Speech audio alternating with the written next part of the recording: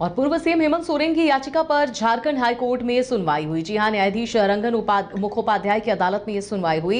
हेमंत सोरेन ने दाखिल की थी जमानत याचिका। ऐसे में इस जमानत याचिका पर आज सुनवाई हुई है। सुनवाई के दौरान हेमंत सोरेन की पत्नी कल्पना सोरेन भी मौजूद रही। 12 जून को फिर से सुनवाई होनी है इसी मामले में।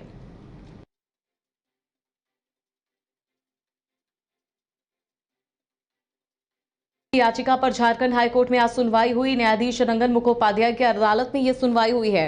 हेमंत सोरेन ने दाखिल की थी जमानत याचिका, उसी पर आज सुनवाई हुई है।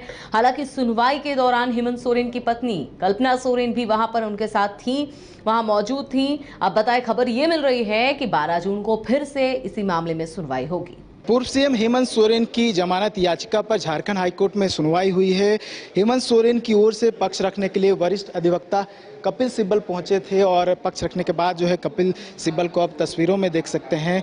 बहुत सारी बातों को उन्होंने हाईकोर्ट के समक्ष रखा है और ये बताने की कोशिश की है और ये लगातार वो कहते रहे हैं कि मामला सिविल ऑफेंस के अंतर्गत है। ऐसे में ईडी जो है इसकी जांच नहीं कर सकती। बहुत सारे जो दलील हैं वो हाईकोर्ट में दी गई हैं। तो कपिल सिब्बल जो है हेमंत सोरेन की ओर से फिजिकल अपीयर हुए थे और पक्ष रखते हुए नजर आए हैं। मामले की सुनवाई एक दिन बाद यानी कि परसों फिर से होगी। और वो तो कोर्ट से आप पूछ लीजिए से बाकी वकीलों से।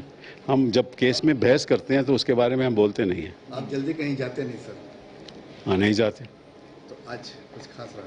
बिल्कुल खास रहा, हमारे दोस्त हैं। हाँ, इसीलिए खास।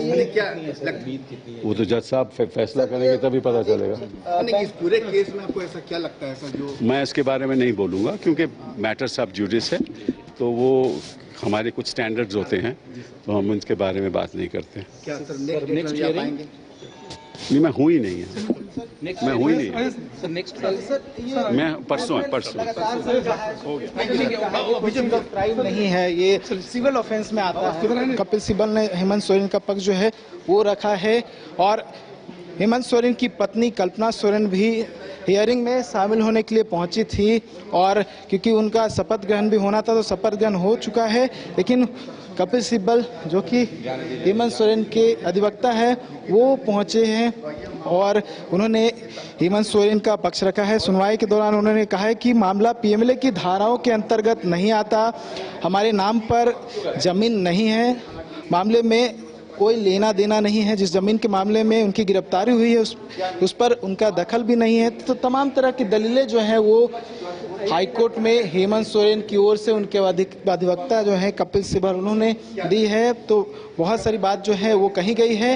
हालांकि ईडी की ओर से जो है इसका जवाब जो है अभी तक नहीं दिया गया है। मामले की अगली सुनवाई जो है परसों होनी है, यानी कि एक दिन बाद होनी है। अब देखने वाली बात होगी कि ईडी की ओर से क्या कुछ कहा जाता है और आगे क्या कुछ होता है।